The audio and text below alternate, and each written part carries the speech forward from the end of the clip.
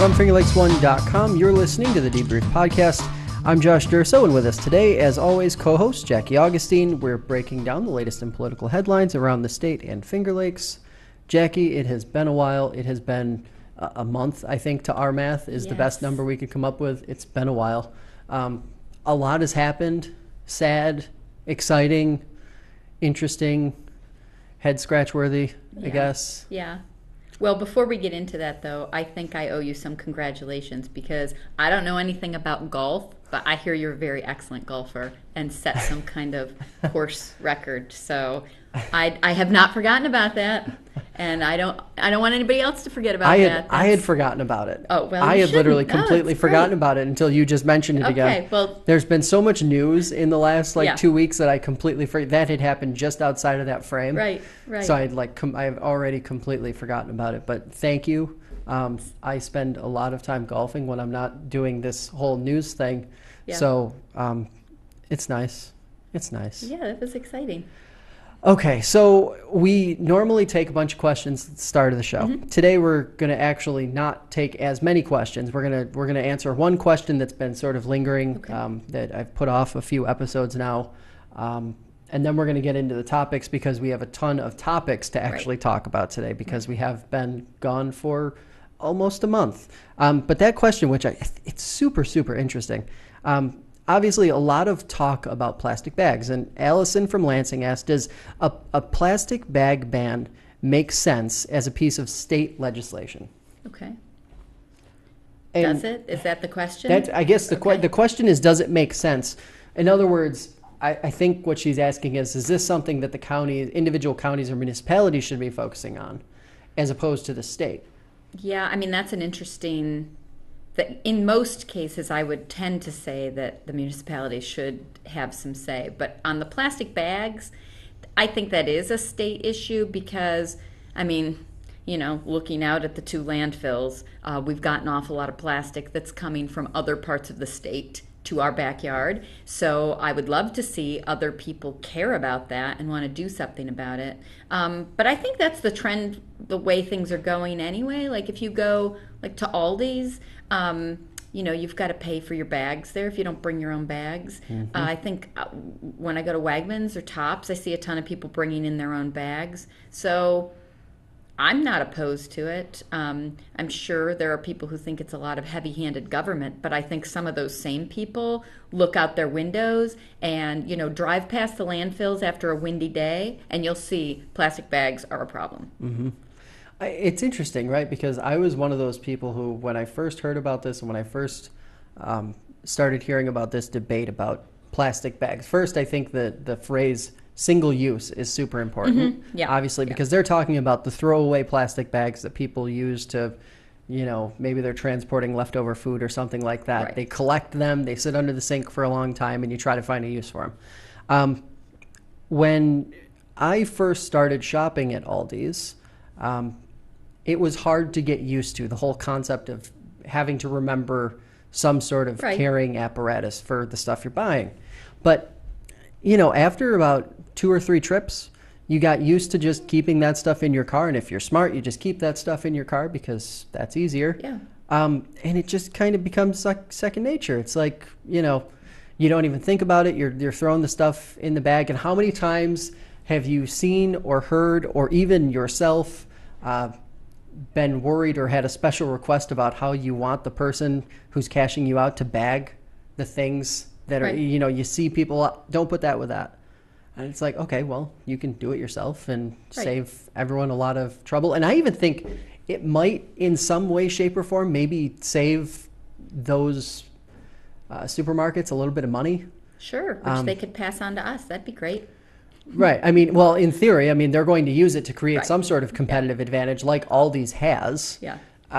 So, I think it's interesting. I don't know if, getting back to the whole state aspect of it, I agree with you. I think a lot of people just sort of look at it, oh, this is another Cuomo, heavy-handed government. But there's upside. I think there's upside to something like this, and it seems much easier just to create a universal sort of rule on it across the whole state and to not have to sort of have that municipality by municipality situation where I think it could get more costly for the businesses, Yeah, especially that's when true. you're talking about chains. Right. They have to operate without plastic in Tompkins County or with plastic in Seneca. And it just, Right. one rule for everybody and move on. Yeah, that makes sense. But speaking of moving on, obviously, so if you've been following the headlines, really gruesome, terrible, awful situation in Seneca Falls. A 3-year-old boy was brutally killed by his biological mother and stepfather. Both have been charged and, as of today, pled not guilty to murder, manslaughter, list of charges, 12, I believe around a dozen altogether. But interestingly enough, this situation has created a discussion around Brittany's Law. Now, we remember Brittany's Law because it's been that one of those pieces of legislation that's like hanging right on the fence. It's like almost there every year. And I think it has some sort of legislative record for being passed the most times in one chamber, but not even getting a talking in the other. But to that end, so why is this happening? This debate is happening now because we are learning that one of the individuals charged with murder has a violent past, has a violent criminal history. And proponents of Brittany's Law are saying, hey, this would be an awesome opportunity to create a registry, a violent offenders registry, right, where these individuals are identified, easily identifiable, not just by those who might be interacting on a personal level, but by the community as a whole. And it's interesting to me because I think the debate itself, it's sort of a roundabout debate. And I talked about it in my column this week. That was what I wanted to make clear, is that this situation in Seneca Falls, as sad as it is, I think almost as sad, if not even more sad, is the fact that the reaction was the system failed this little boy. We need to remove the word system and replace it with systems, because it isn't just one system that failed him. It wasn't just the criminal justice system. Right. There's mental health involved, there's substance. Whenever you look at these issues, you have all of these other overarching themes and problems, and you're talking about multiple systems. So if you're talking about making a fix, like Brittany's Law would fix a portion of this, but it probably would not have prevented this from happening, unfortunately. Yeah. But to that end, it could go a long way to preventing something like this from ever happening again. And if we're willing to start checking off the boxes, okay, we're going to tackle this now, right, we're going to tackle this next, and we're going to start. That is the only way we're going. You're always talking about we need to have a more nuanced approach to the way we deal with problems.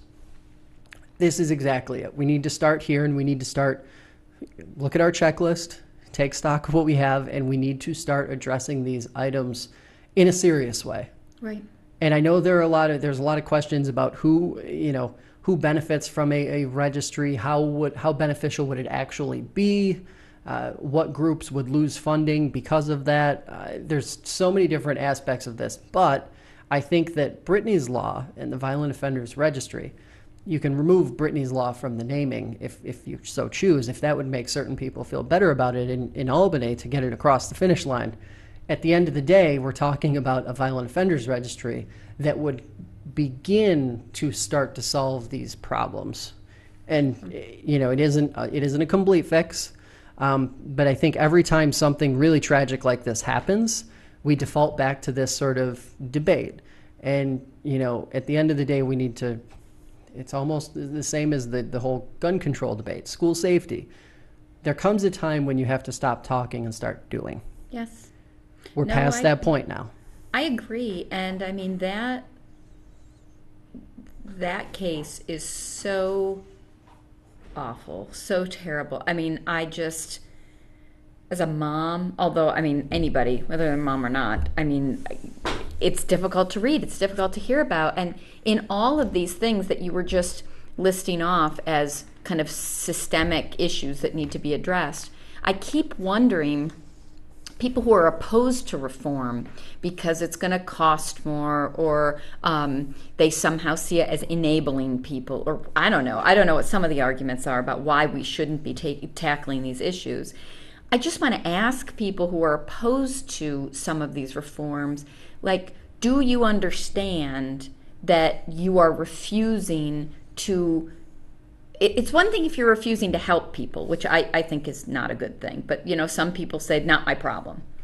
But the real consequences of a lot of these issues, mental health, substance abuse, criminal justice, and communicating and reporting, are borne by the most defenseless members of the community, in this case, kids.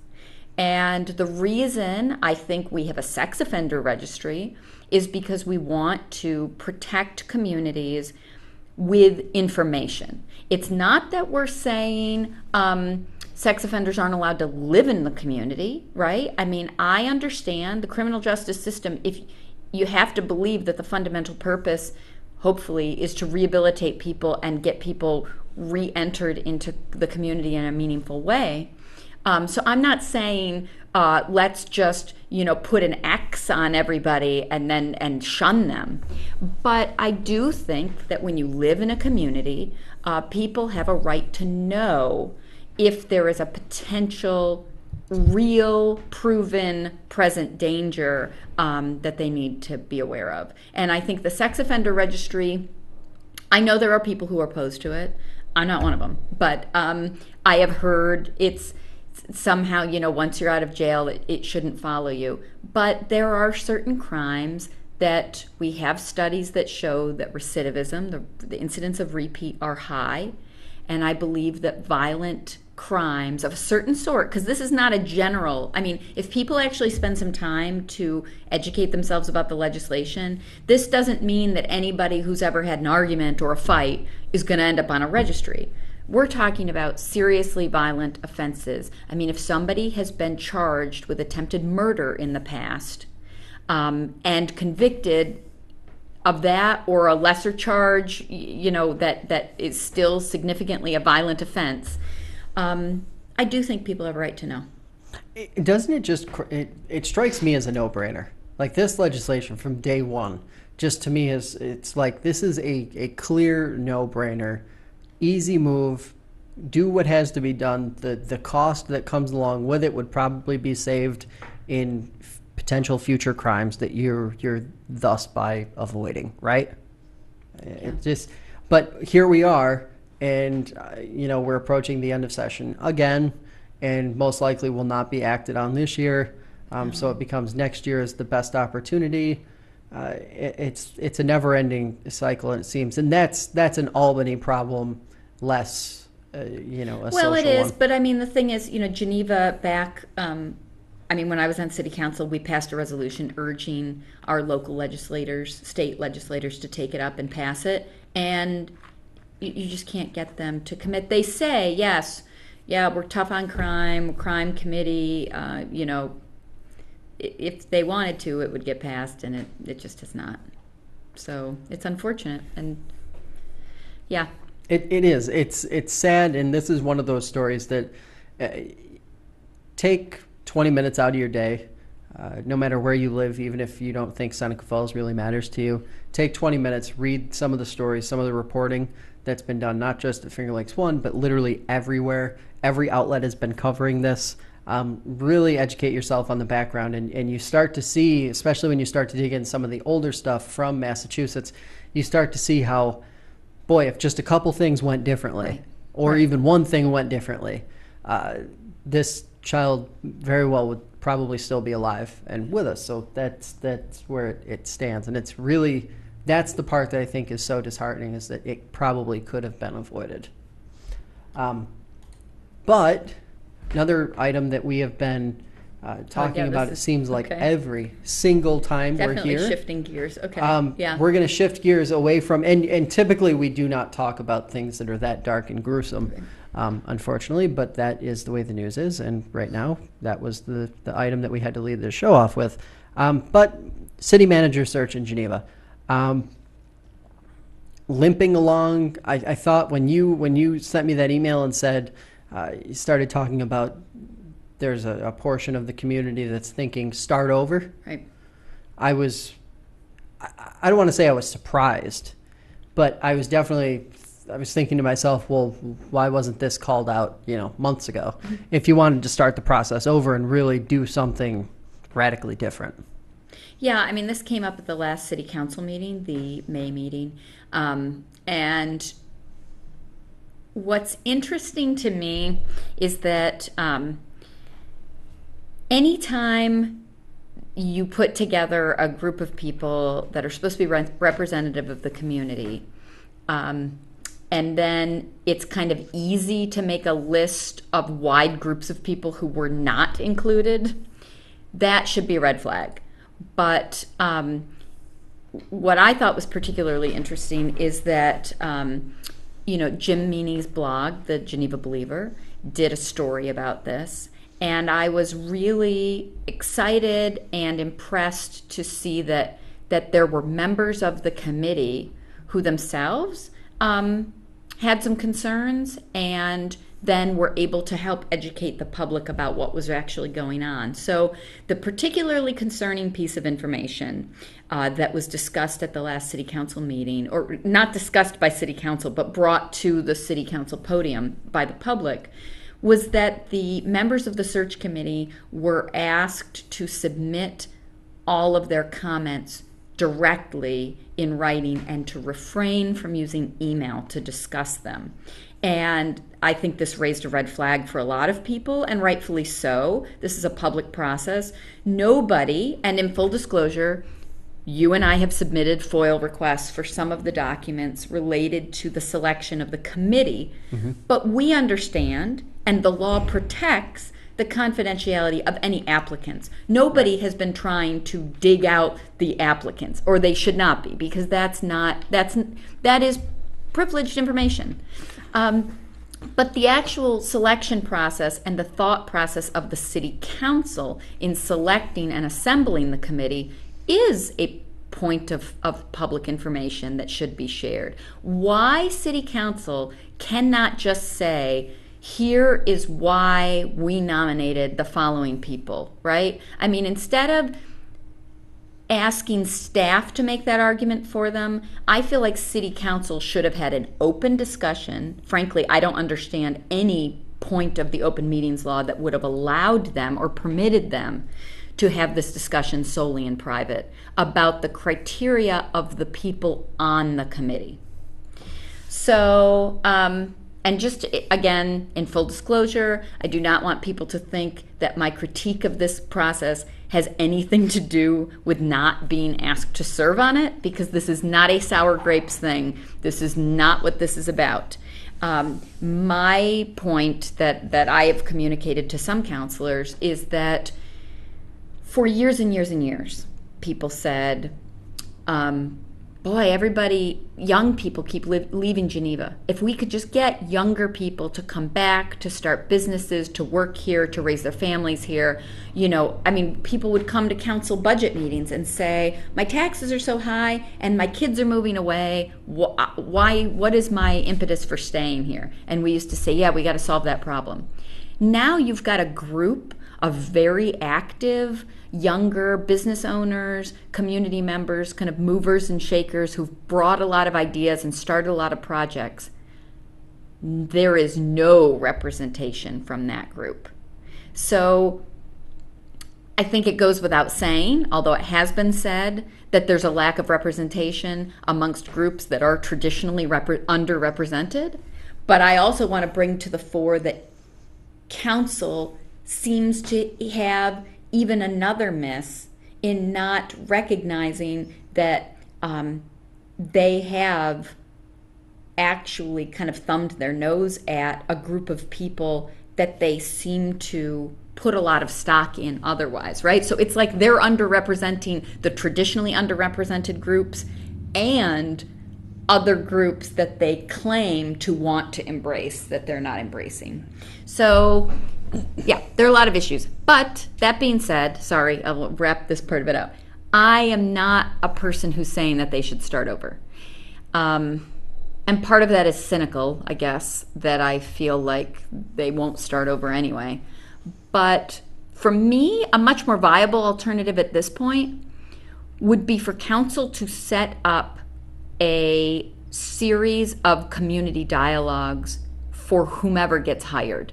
Like, require that the new person coming in spend some time with the community talking about community priorities. That, in my view, could be a way of whomever they select, making sure that that person actually understands and listens to the community.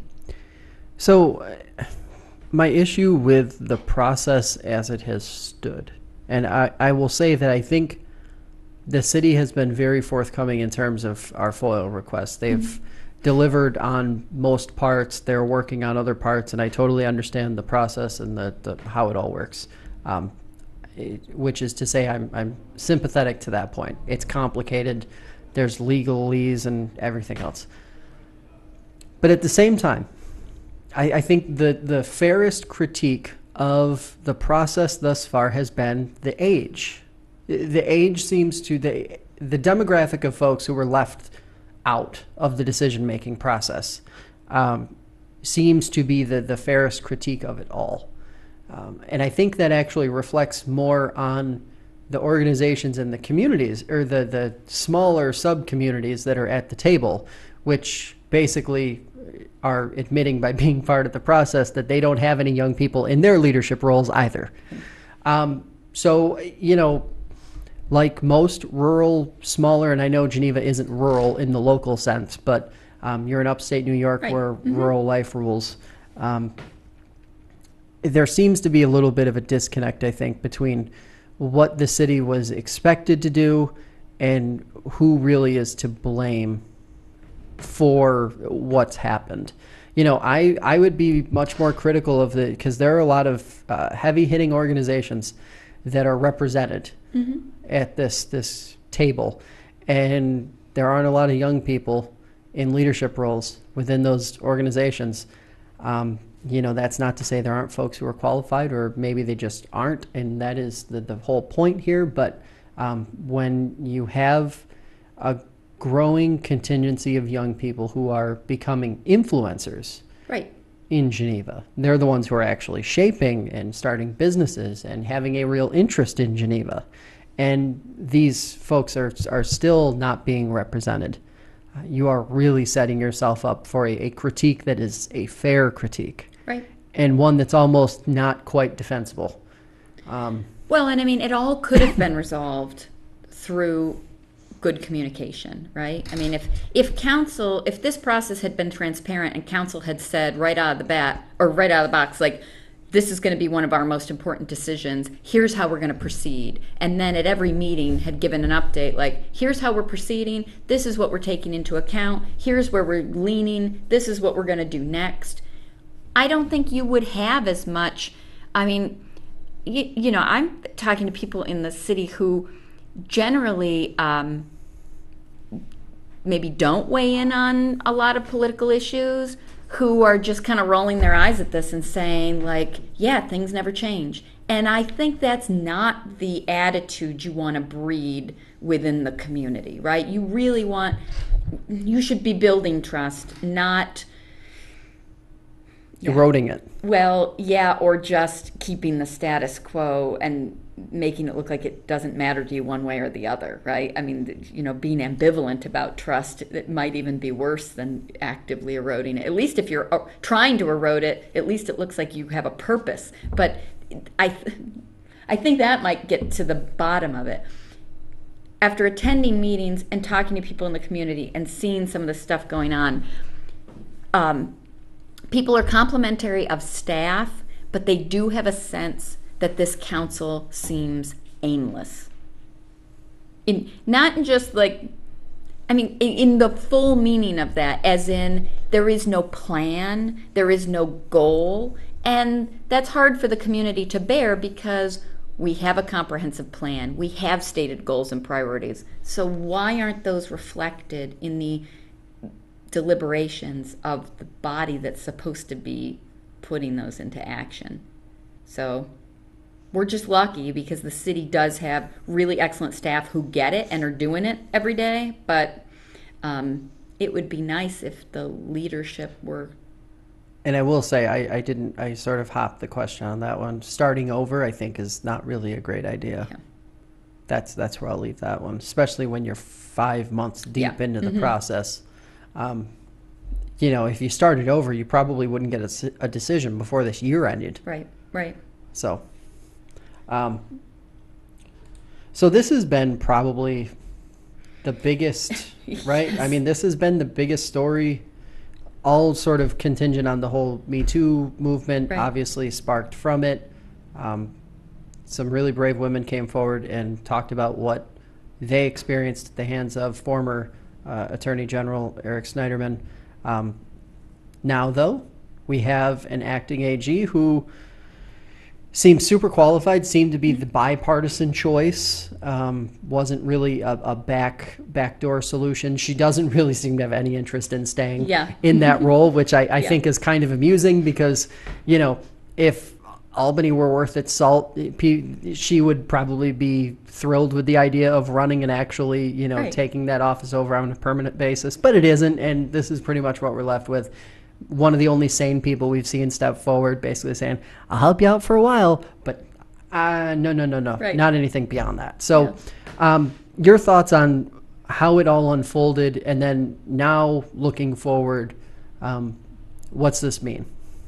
Yeah, I mean, in general, I think this is how most bureaucracies work. And it's actually one of the things that I like about government, which is that put aside the elected people, the actual people doing the jobs, the people who are every day actually implementing the policies, are usually pretty dedicated public servants. So you've got like a deep bench of talent. So I'm glad that that is the way that this position is being backfilled, if only temporarily. And yes, it is a shame that sometimes the people who have that talent and expertise don't end up then becoming the political face of that organization or that department. So that, but I'm glad at least that she's there and that she's been there. So that's good. It's going to be interesting to see who ends up running for it because, it would be, I mean, my pick, if I had my druthers, who would I appoint? I'd point Preet Bharara.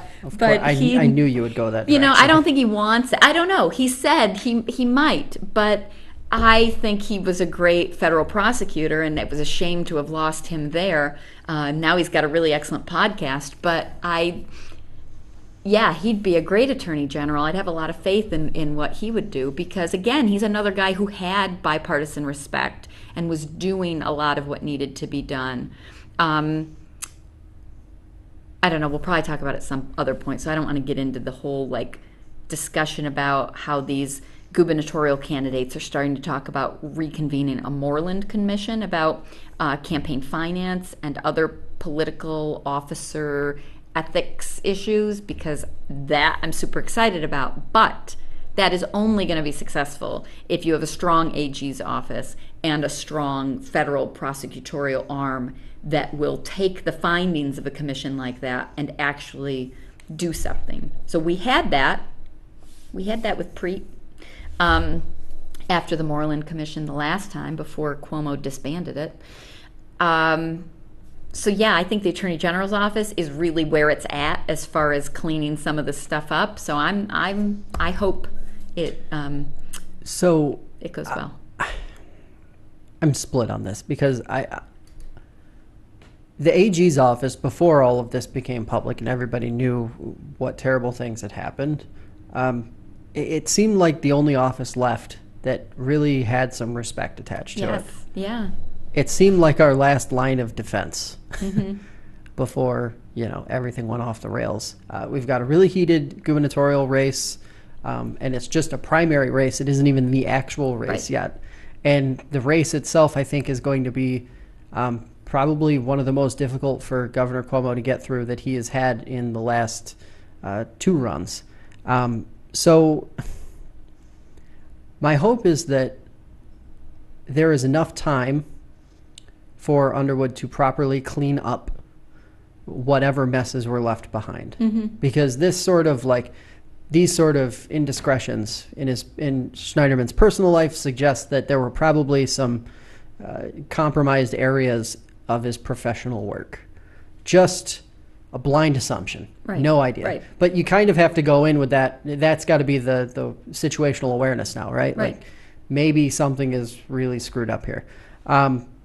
So whoever comes in and is elected, hopefully can work from a true ground zero point and build from there and not have to dig out of the hole first. And, whether it's a man, whether it's a woman, hopefully they just have the right attitude of, being apolitical, being the things that the AG's office needs to be, especially in New York State. It's an important office. I mean, I think no one should underestimate the Attorney General's office as really a force for good, from consumer protection to government accountability. I mean, it's a really critical office. So I'm hoping that we get someone who really, like you said, can approach it with a clean slate and actually rebuild that sense of integrity that I think that office has had. And, make no mistake, obviously it is a political position in the sense that, once you are the Attorney General, you can segue into pretty much any political office you so choose. But from the outside, it seemed as though Schneiderman was at least cognizant enough to keep politics mostly at bay. And hopefully that part of it can continue with this office, because I think with as complicated as our 2 legislative chambers are, alone, there needs to be a really strong effort on the legal side to make sure that some positive change does come out of Albany eventually. But we do have some other topics, jumping right into maybe the most surprising news out of the last couple weeks, as far as true local news goes. The news that, hey, Crestwood admitted that the salt caverns where they want to store LPG, not the best.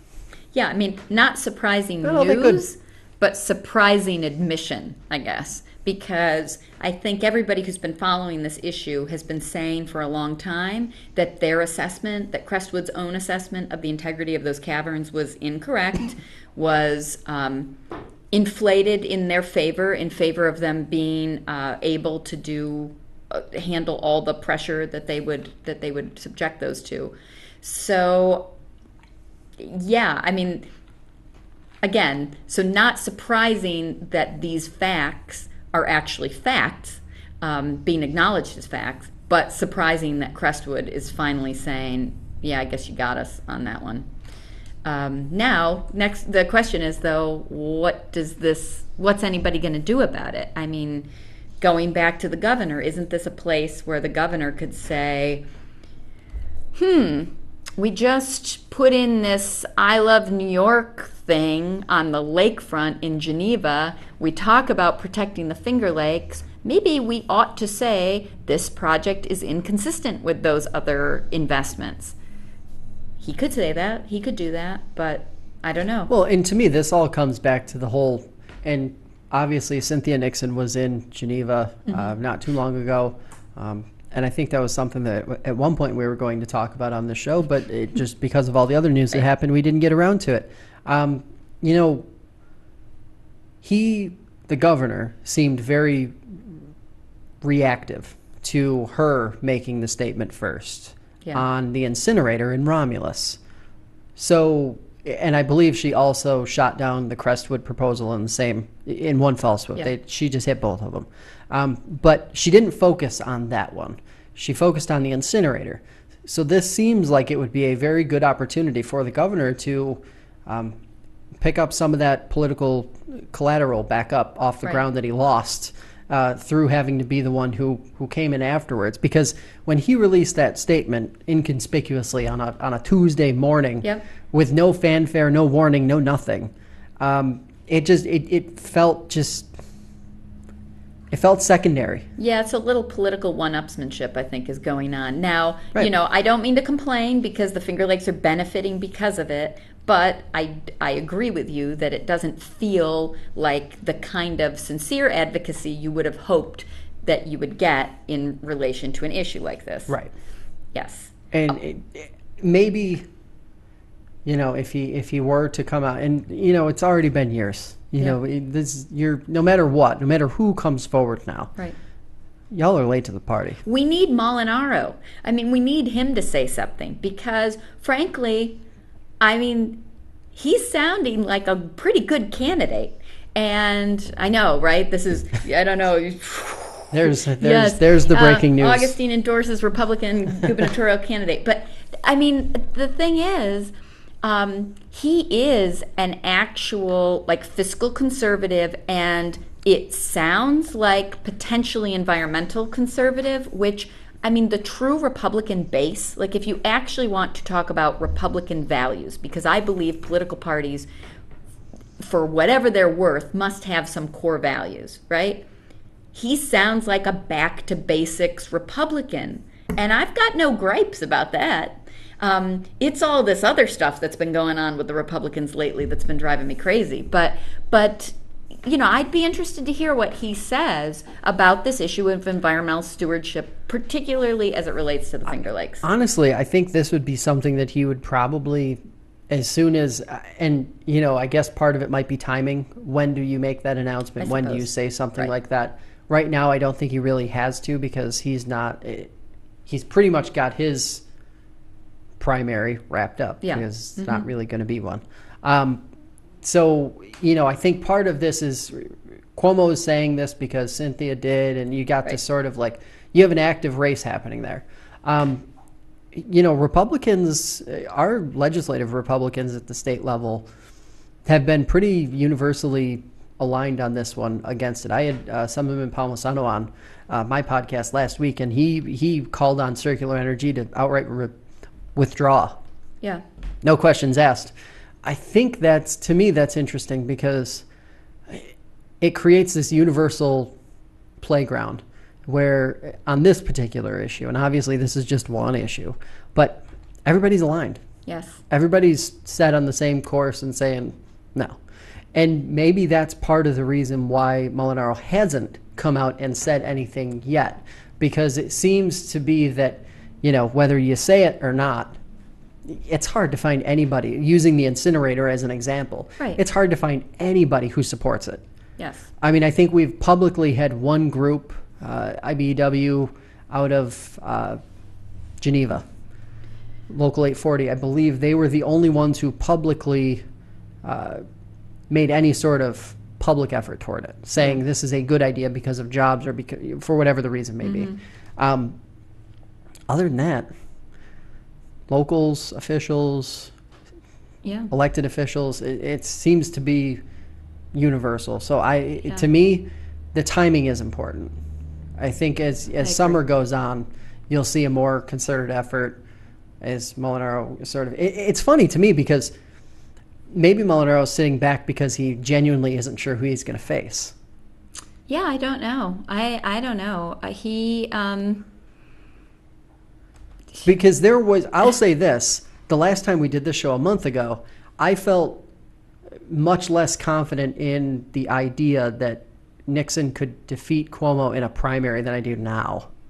I genuinely think there's been a bit of a move there. See, I don't know.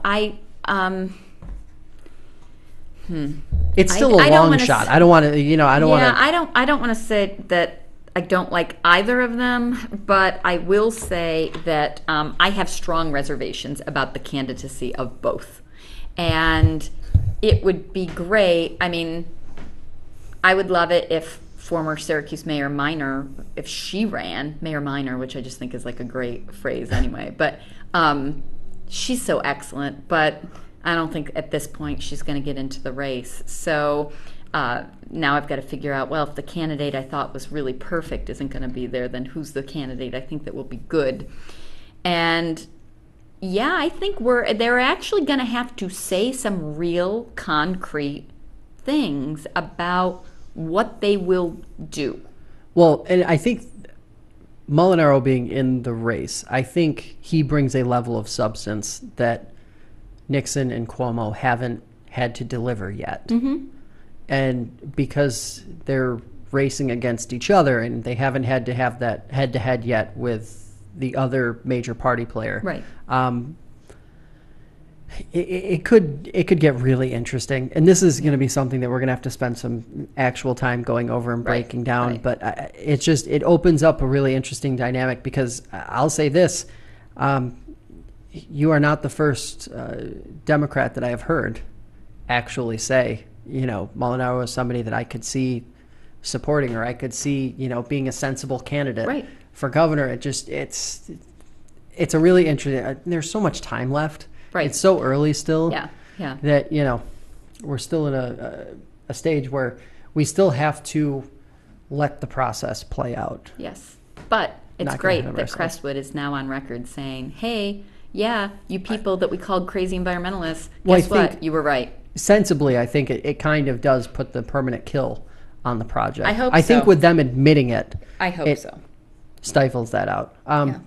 But another interesting topic. Thank you for telling me about this one.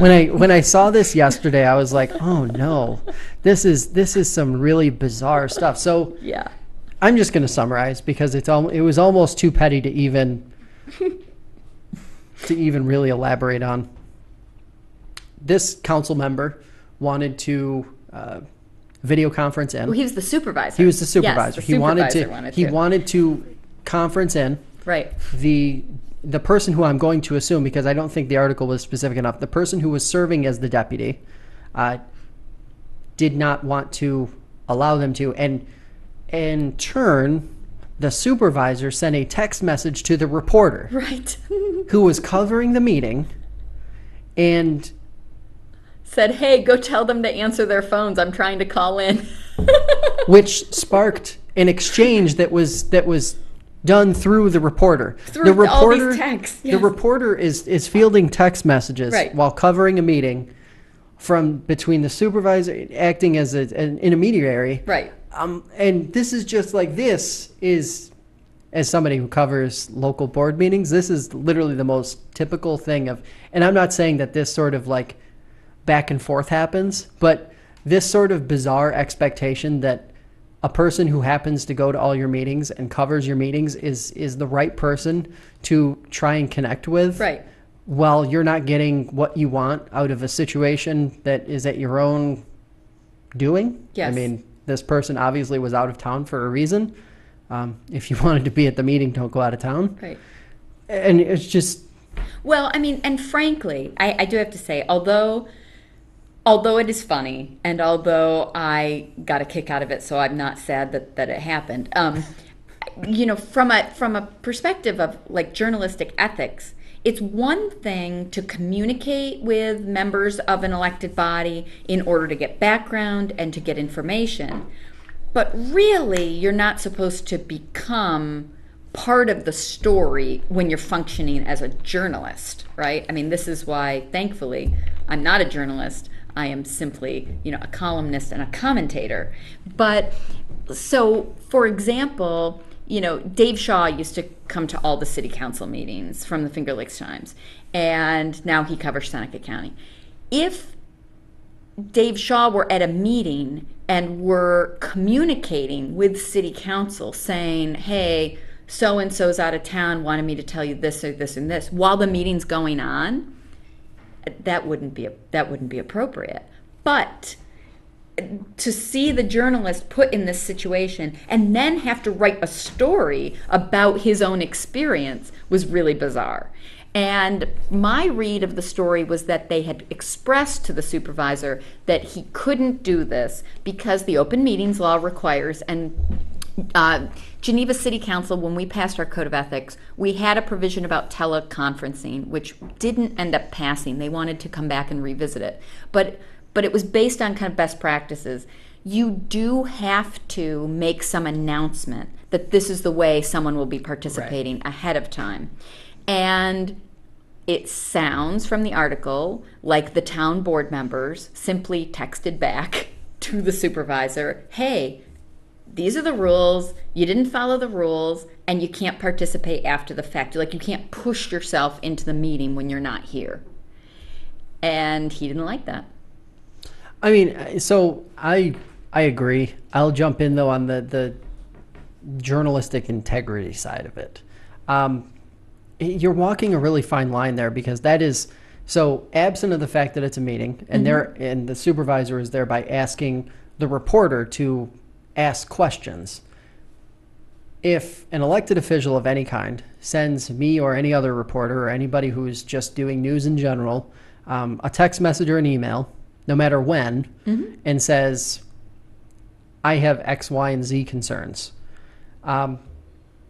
your natural reaction as a journalist is going to be to ask questions. Oh, I agree. To I agree. basically call the, in that case, town council and say, hey, what's going on with this? And really, I look at it from the perspective of, how was he not to? No, I agree. Because that with you. becomes the story. Yes, I agree with you that if he had just simply said, hey, is the supervisor trying to participate and you guys aren't letting him, that would be, and I know it sounds like a small distinction, but it really is. I mean, there really is a line there where it's one thing to be investigating a story. It's another thing to become part of the story by saying, hey, so-and-so just asked me to ask you this. Because then you're becoming the microphone for that member of the legislative body. So he could have just said, like, hey, I'm getting a bunch of texts from the supervisor who says you guys aren't answering his calls and you're supposed to let him talk and he's trying to participate. What do you say about that? That's a journalistic inquiry, but him raising his hand and saying, the supervisor just asked me to tell you to please pick up your phone because he's trying to call you, and, is that...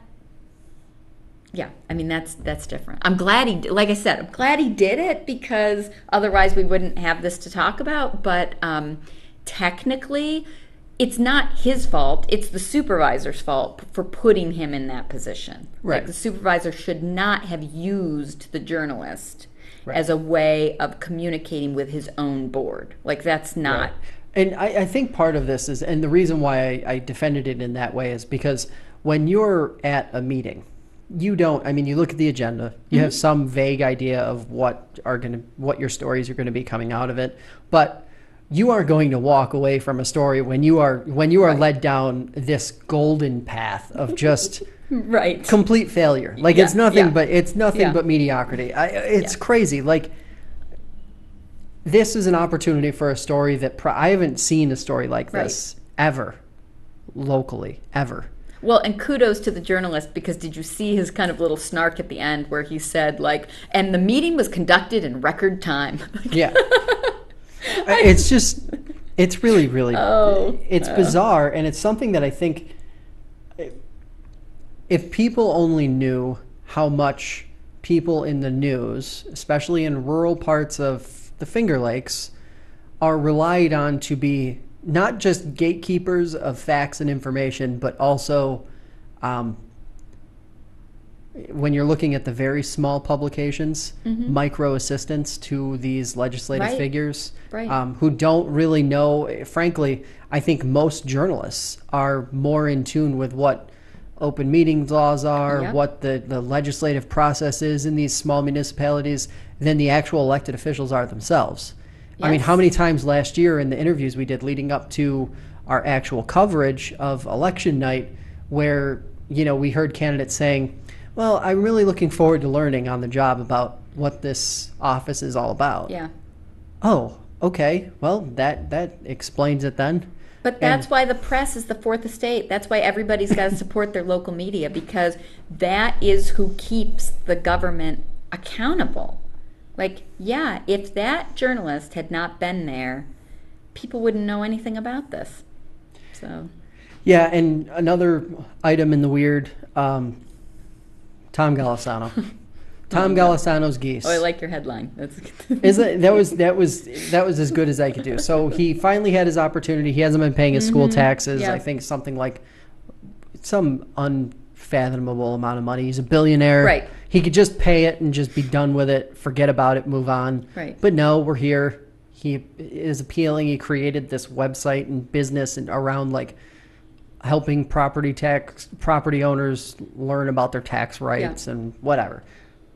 What's your read on this situation?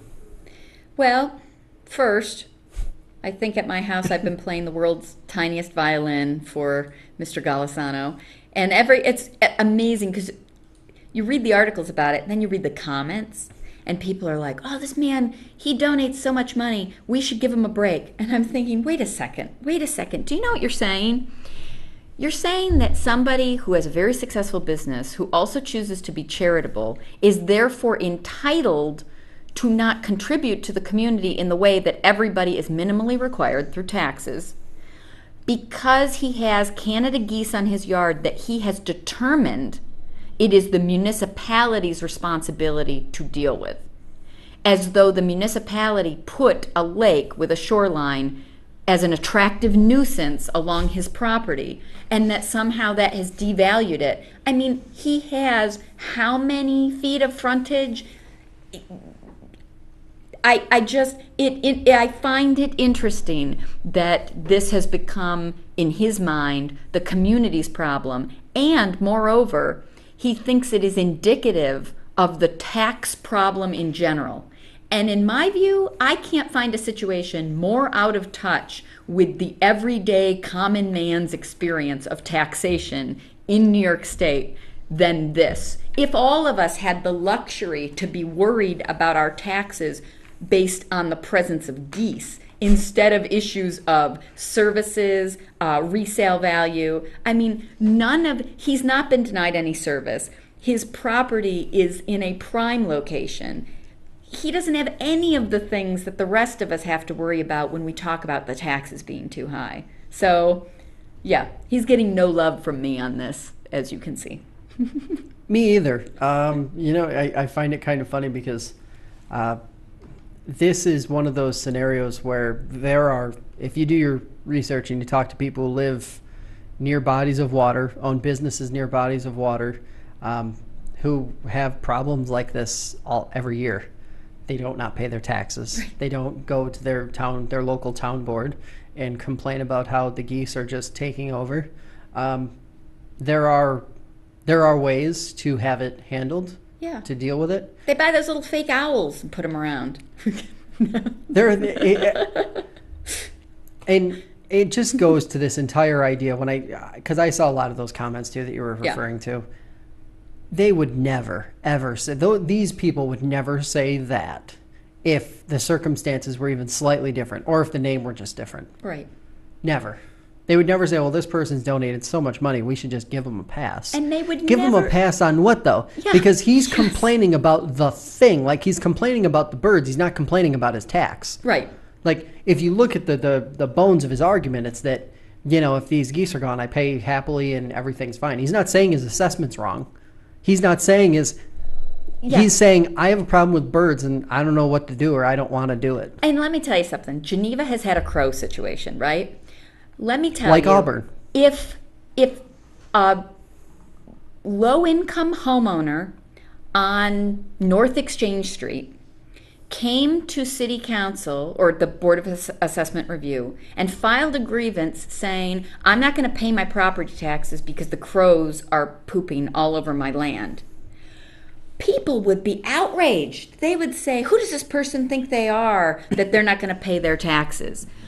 Yep. But if a wealthy guy has some geese on his lakefront property, his pristine shoreline, all of a sudden we have sympathy for that? I don't get it. It is such a double standard. I mean, this was like my column a while ago that talked about people who get so angry about welfare abuse but have no problem with corporate welfare, which actually costs them so much more money and has nothing to do with people being able to live and everything to do with people making a huge profit. People's inconsistencies kind of blow my mind. Yeah. We could probably dedicate an entire show to that, honestly. Oh. Okay, so stories of the week. What are you watching? Oh my goodness. I wasn't prepared for this. Allow me then. Oh yes, please. What are you Okay. watching? Argini and NYSEG, they were ordered to pay something like $3.9 million to settle for the windstorm Yes. that they were ill prepared for. Weather is a really wicked and wild thing. Really tough to prepare for weather. You have no idea. And I've talked to people who work not just for NYSEG, but for companies who do that sort of utility pole work in general. It is very hard when you're talking about a infrastructure that's at that scale. It is not as simple as just, well, if you had more trucks, if you had more people, you would have been able to handle it better. No. There is essentially an expectation of, if this much is down or if this many people are out, it is minimally going to take this long to get it back up and running, because this is the method we use.